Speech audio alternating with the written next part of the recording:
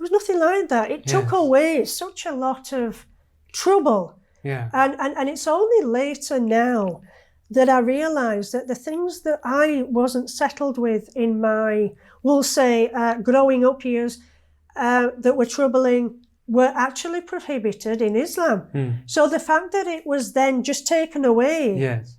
it was, I felt quite liberating, which is strange when people view Islam as oppressive, especially with women.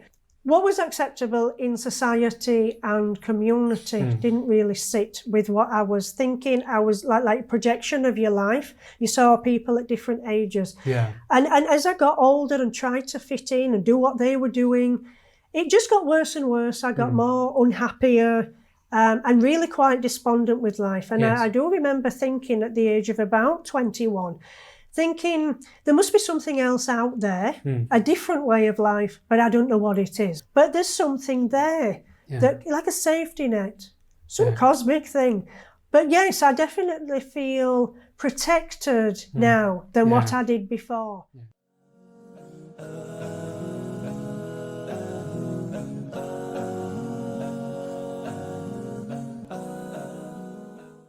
Assalamu alaikum rahmatullahi wa barakatuh. Peace, blessings and mercy be upon you all. Welcome to Finding the Path. Today we are honored with Sister Jahaan that will be sharing her story and her reversion to Islam with us. Peace and blessings be upon you, Sister. How are you today? I'm good, alhamdulillah. Fantastic. That is really great to hear. And you? Alhamdulillah, Good, I can't complain.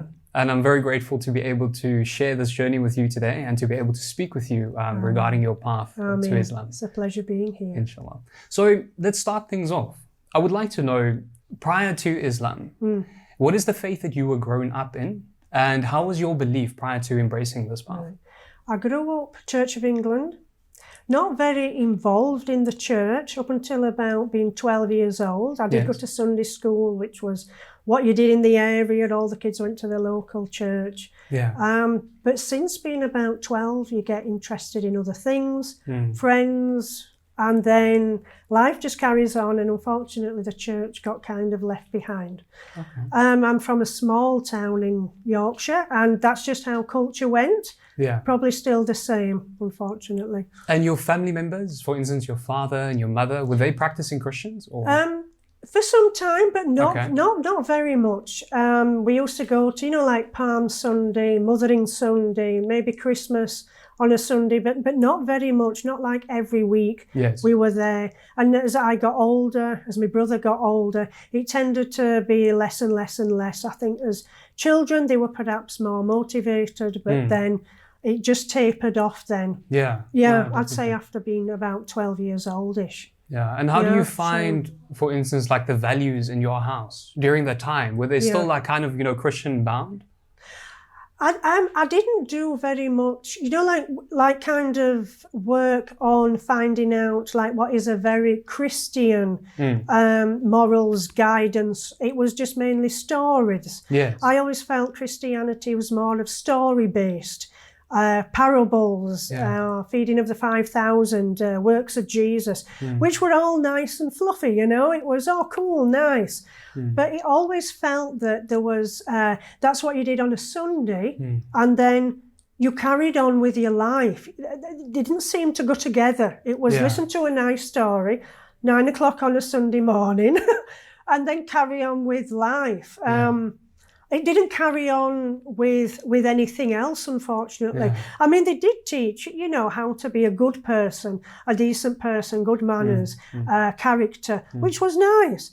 But it just seemed there was life and there was church, and I didn't feel that they came together, unfortunately. It was quite separate, which I suppose as it's gone more in like a secular way, it's inevitable that will happen. Yeah, no, definitely. And I think it is something that you can see in many people's lives. True, definitely. Not only just with Christianity. Perhaps so, a lot of people, they don't necessarily incorporate their own belief structures and systems into their lives and their daily, rituals and so forth. True, it's conscious. Along this journey that you went on, right? How did you first encounter Islam? How were you first introduced to it? Right, it's quite a story. There's a lot of aspects to it, so I'll try and keep it concise, make sense. So let's have a think. as I was growing up, society, community, the things that you did along your life's pattern when you're 8 years old, 10, 12, 15, 18, and what was acceptable in society, I seemed to feel very, we'll say, uncomfortable about it. So say, it was mainly to do around the things of, say, alcohol and how that impacted a person's life or a family life. Yes. I remember being very young, say not far off my son's age, wanting to go to the park, and you can't go because such and such has now had too much to drink. Not that too much to drink means now that you are paralytic in my term, but you just can't operate a car. So it felt restrictive. Then we moved on to being a bit older, and it seemed that you were expected at certain ages to be a certain thing. Yeah. When you went out with your friends, it was acceptable for you to be drunk, and the things that happen when you get drunk, it was acceptable, and it didn't really matter. Things like zina, like adultery, I would encounter a lot of, not personally, but other people's mums, dads, whatever, kind of coming across this, but it seemed acceptable, not necessarily acceptable, I don't think that's the right word, but it was just like normal. It was like normal. Yeah. It was a normal. If it happened, it happened. If it didn't, it didn't. Yeah. And nobody seemed to try and fix it or see where there was something coming from. So I'd say growing up, I would look then being 12, 15, 16, 18, 21 at people older than me and thinking, well, that's going to be my life when I get to that age. Yes. And I don't like it. Yeah. Do you get what I'm meaning? What was acceptable in society and community didn't really sit with what I was thinking. I was like projection of your life. You saw people at different ages. Yeah. And as I got older and tried to fit in and do what they were doing, it just got worse and worse. I got more unhappier and really quite despondent with life. And I do remember thinking at the age of about 21, thinking there must be something else out there, a different way of life, but I don't know what it is, because this is now in the 90s, in a small town in Yorkshire. It's perhaps, there's not a right lot going on. You don't see much of the world. There wasn't the internet, that kind of social media. So you just saw what was going on. So I thought there's got to be something else out there. I just don't know what it is. Yeah. So one day in 1996, 2nd of September 1996, I got on a plane. In fact, a month before that, I packed up job. Let's rewind. Packed up job. I was an admin person, so that meant I could slip in and out of work. It was okay in them days. So I was working at a law firm, and I just thought I've had enough, so I just left. Gave in my notice, and a month later, I boarded a plane and went to Israel. And so I stayed there a few months, went to Egypt, and then after being, traveling around, enjoying different people, different religions, different ways of life, I didn't find Islam there, but it was a stepping stone, because then when I came back, I'd seen different people and how people were, what they did, different levels of different cultures, ways of life, religions. And I really liked this and wanted to keep doing it. So I made sure I didn't get house, boyfriend, anything. I just wanted to go traveling. So that's what I did for the next couple of years. I went traveling. So went to about half of the world, we'll say. And carried on experiencing different people, which was nice. Went to some Muslim countries, but didn't necessarily grasp the whole Islamic ethos going on for some reason. Heard the adhan. That's lovely. That chap singing there sounds cool, but that was about it. That was it. And I grew up not knowing anything about Islam, really. Just what you saw on media, really, and what people said. There was not much at all. I'd never really spoken to a Muslim up until being around the age of 20. So, so really there was nothing. So you were picking up on bits, but nothing earth-shattering. But the thing is, fundamentally, if you think back, all the little steps, even just hearing the adhan in the background, all these things kind of, it kind of builds you up and it prepares you for something. Right? Quite true. It was like a foundation because I don't think you can go from 0 to. That's true. You can't go from being, say, Christian, Hindu, Buddhist, then next day Muslim. I think you have to roll with your personality, and because everybody's unique. Exactly. Allah knows what He's doing. He's sorting you out on dunya. He created you, so He's tweaking you. Exactly. To your Through the particular small experiences. yes, He knows what to tweak. So He's busy tweaking, and so you finally get there or not, however it happens. Yeah. But that's how it was. So I went to many different countries, and then I ended up in Hollywood, of all places. Of all places. All places. Subhanallah. Yes. Praise And be at to this the point, I wanted to stay somewhere for about a year. Yeah. I didn't want to keep like having mini holidays, going home, coming, to-ing and fro-ing. So I stayed in Los Angeles, and I thought I want to get a job. So I was advised that Hollywood was the safest place. I mean, this... that I don't know how true that was, but this is now 1998. Yeah. September 98. And I stayed in a hostel on Hollywood Boulevard. And I asked if there were jobs. I was given a job by the manager. And then I was traveling with a friend. After a few weeks, she went home. And my aim was to stay there for about another 6 months and then to travel around Mexico and go home, carry on my life. But I started spending a lot of time with the manager there, who was Muslim. Okay. Now, because there wasn't any of my family with me, family friends, I could kind of, it felt like I could be not influenced by my previous life, my Englishness and my culture. Yeah. It was like it was if a door was opening. Now, after a period of almost a year of being with this manager, I had to leave America for various reasons, immigration reasons. Yeah. So then he said he would come back with me. And then when we got back to the UK, we got married. We were in the UK, in my town of Yorkshire, for about a year.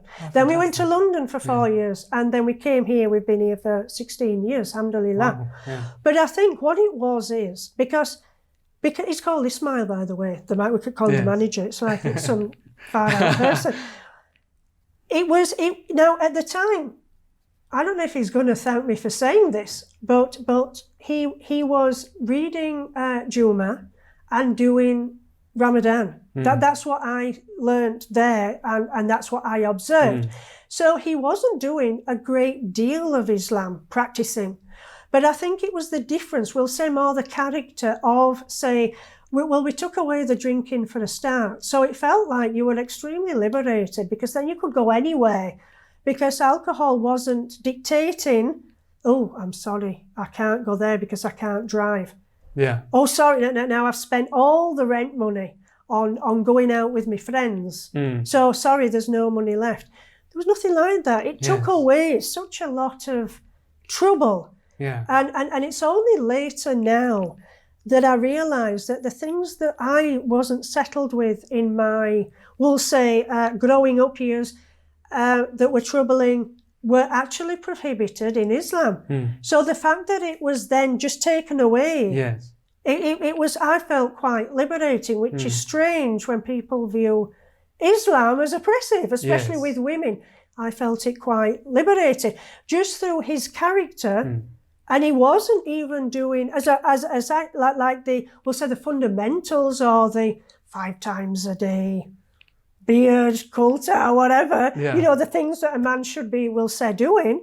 But it was just enough, that character was enough. And there was no influence of someone saying from my side, don't do that, you don't know what you're doing. You don't want to be with a Muslim, you don't know anything about them, you'll be sucked in and oppressed, you'll be terrorist, all this kind of thing. There was no, plus he wasn't with any of his family or friends. So there was nobody influencing him on that side of, oh no, don't want to be anybody like her, she might be dodgy. And so we just carried on and I picked up on Islam, so that When we went to England, he said, would you become Muslim? I based it on, without learning any kind of education at all and knowledge, which is quite bizarre, quite silly if you look at it. But it was based on that character. And I thought if I spend time with someone with that character, and if my children have that character, then I think I'm onto a winner. That's just what I based it on.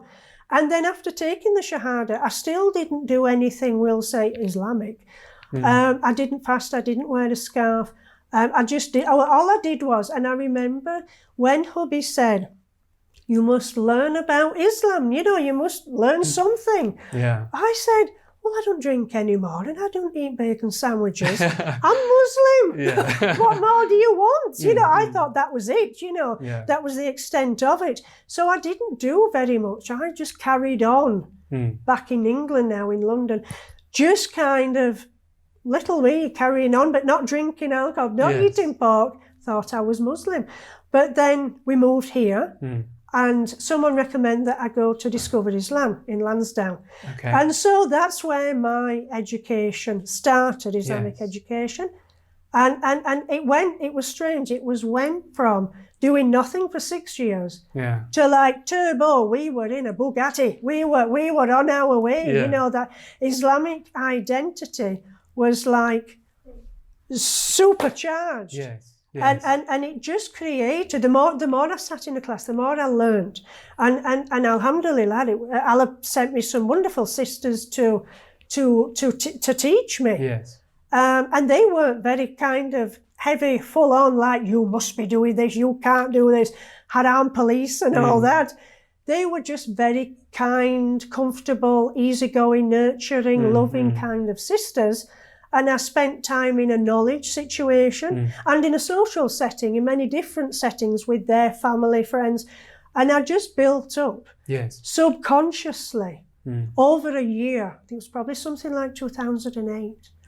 Where if you look at me at the beginning of the year and at the end of the year, it had just crept up on me. And as I said, like with Allah, it tweaked so much in a small sense of time that it was like I felt so comfortable and safe and secure that growing up, in comparison, when you looked back at growing up, and I felt wishy-washy, and with the like church and the life aspect, this felt so encompassing that such a safety net was holding you and protecting you, that you felt that, like society, even if society messes up, it doesn't matter anymore, because there's some higher being, some cosmic thing out there that's looking after you. So you actually don't need to rely on people. And I may have been a person who relied on people too much to provide that safety. Where people fell down, Allah was always there. So I always think, you know, there's that safety net, and He will sort out. His plan is the best. And that's just how we've got here today. So I would say it's not through Quran and reading necessarily Quran Sunnah, although that came with it. It was more comparing and contrasting, but living a compared lifestyle from this to this. And this seemed to resonate a lot more. Definitely. Yes. So after having done a bit of studies with regards to Islam and with regards to the fundamentals of belief, how was the concept of God any different to what you used to believe and what you were taught as a child at the age of 12? And as to how you believe now? So I would say that I did believe in God. I do remember consciously thinking there was a God, but I didn't know in what context. I didn't really think of it as a Christian label of God. I thought He was there, but not. It was a wishy-washy kind of just a figurehead somewhere in the distance that didn't really apply to your life. Didn't make any difference whether you believed in Him or not. It didn't make any difference if I was going to get that job, if I was going to get something to eat at lunchtime, if I was going to catch the bus or not, whether I believed in God or not. It wasn't important, I would say. Whereas now it seems that God is with you all the time and he's helping you all the time. So it is better for you to think of God now because it almost is like a self-therapy. Yes. Because if you don't think of him, there's nothing to hang on to. And you just go through life with what you think and feel based on your upbringing, your situation, how life impacts you and how you deal with it, which can go one way or the other. But now you've got something actually to hold on to. Yeah. And you can hang on to God and the whole thing, the whole package that he comes with. Yeah. One thing I found really beautiful about Islam is that you're constantly reminded of God throughout your day. Because you're following the footsteps of the Prophet. True. Whenever you enter a home, you're conscious of God and you're seeking his protection and his help. Before you would drink a glass of water, you would invoke God and his names and attributes. And whatever you do in life, you're constantly reminded. And that reminder becomes, as you said, that comfort. True. That safe space, that acknowledgement that the Creator is with me. He's right here, right now. He's like looking after you. Exactly. It's like you're wrapped in a fluffy blanket. Yes. Yes. It's Cape Town on a cold July morning and you're wrapped in your lekker blanket. Exactly. That is how I would describe him. He's helping you so that you can move through your day, your week, month, year, and there's something there holding on to you, holding you as in an embrace kind of thing, in his hand, whatever concept that is. Yes. But there's something there, that like a safety net, some cosmic thing. But yes, I definitely feel protected now than what I did before. Yes. Before you were like some blinded, headless chicken moving from one day to the next. Now you can move gracefully, kind of calmly. Allah knows best, and that's the end of it. Yeah. And you just leave it. You don't panic as much, you don't worry as much. Well, if we mess up, Allah knows best. Yes. There was a lesson somewhere. Hit me with the lesson. But, Allah knows best. If you would like to leave one more word of advice, you've given so much already, but to somebody that is, seeking the path of Islam, somebody that is maybe interested in Islam, what would you tell that person? I would say to spend time with Muslims, read about the Prophet _'s life, what he did. Sometimes it's to have a bit of both, some reading, some background, some knowledge, very simple things. And you learn about his way of life and what he did. Just spend time with the certain aspects, perhaps a Ramadan, try fasting, just being with people. And I think you'll get the feel, because I think you have to feel Islam in yourself rather than someone saying to you, do this, do that. That's not going to get you to Islam.